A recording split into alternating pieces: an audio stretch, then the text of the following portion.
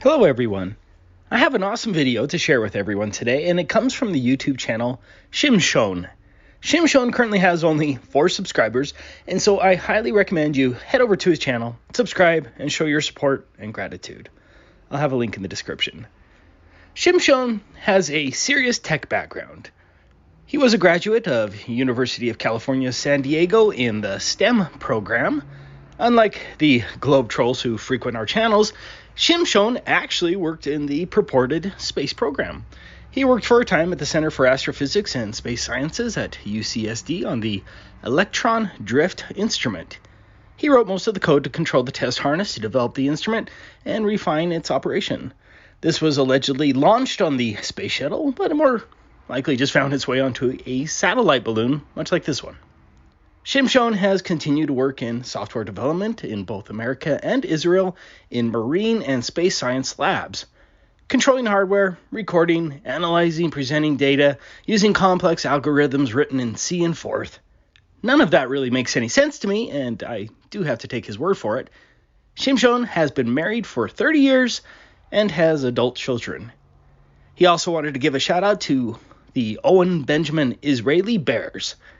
Shimshon actually first came to the Flat Earth when he saw Owen Benjamin's analysis of my video, Our Flat Earth Journey, Romania, back in 2019.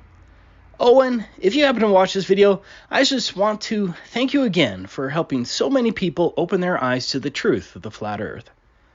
Anyways, after watching Our Flat Earth Journey, Shimshon decided that he wanted to see too far as well, but in his own way. Filming long distances has now become a hobby for him. That brings us to this particular footage that was taken on May 14th, 2023 in Israel. According to Shimshon, he had been preparing for years to capture that very footage. The current recognized world record long-distance ground-to-ground photograph from the Beyond Horizons website is this photo at a distance of 275 miles. It's an impressive record, but that world record pales in comparison to what Shimshon filmed, and this wasn't filmed from the top of a mountain, but only from about 133 feet. The observation comes from the Ashkelon National Park in Israel. According to Google Maps, the elevation at that location was 128 feet. Add 5 feet for the camera's tripod, and that gives us an observation height of about 133 feet. I have the coordinates listed here on the map. This was his camera and setup on that day.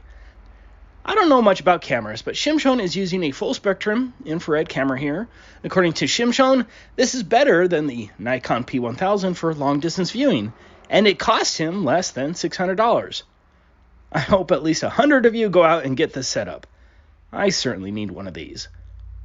Here's his equipment list for those who are interested. Pause the video if you need to. Much like this Canigou photograph that was taken in France from a distance of 163 miles that you can find on the Beyond Horizons website, Shimshon instead planned to capture the setting sun behind the Greek island of Crete. But the distance between Ashkelon National Park in Israel and the highest point in Crete was 616 miles. That's 453 miles further than that Canigou photograph. And the only way you're going to see that far is through a full spectrum infrared camera. Let's watch the footage. I'll leave a link to the unedited version in the description.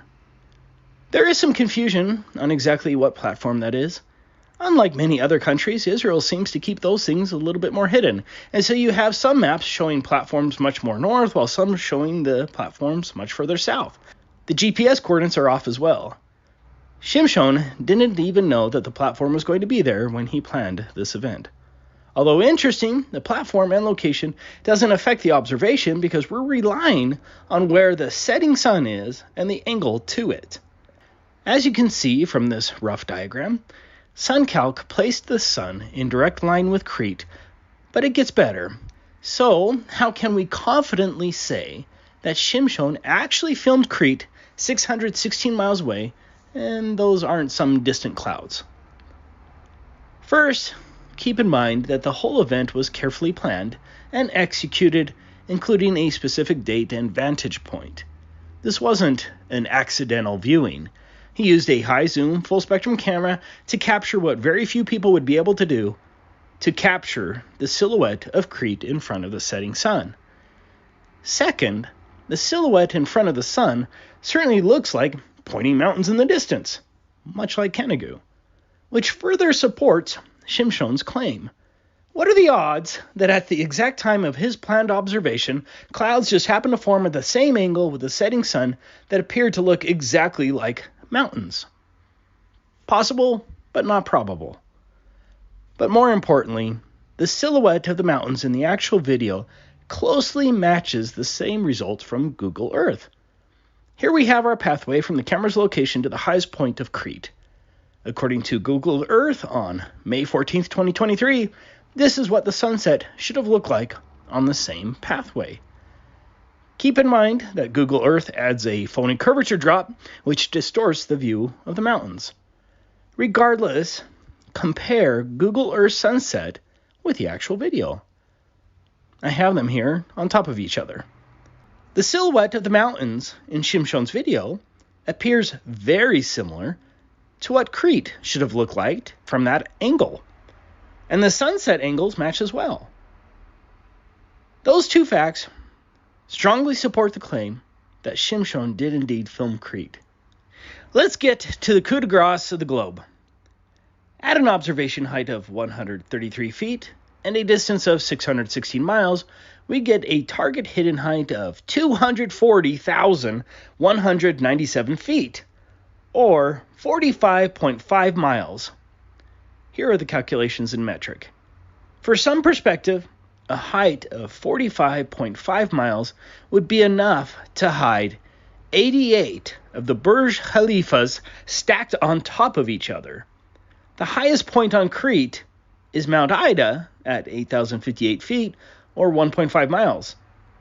That means the tallest point on Crete should have been 39 miles below the geometric globe horizon. The top of those points should be 39 miles below the curvature from the vantage point of Israel. Of course, the hired globe propagandists aren't going to give up their livelihood and surrender to the flat earth truth, but come on. Shimshon's video evidence here destroys the globe for the honest and reasonable person. There is simply no way that Crete should have been visible 616 miles away at a mere observation height of 133 feet. I don't care what imaginary pixie dust you throw at it in your ridiculous attempts to maintain your globe indoctrination. The globe illusion is dead here. Thank you for watching.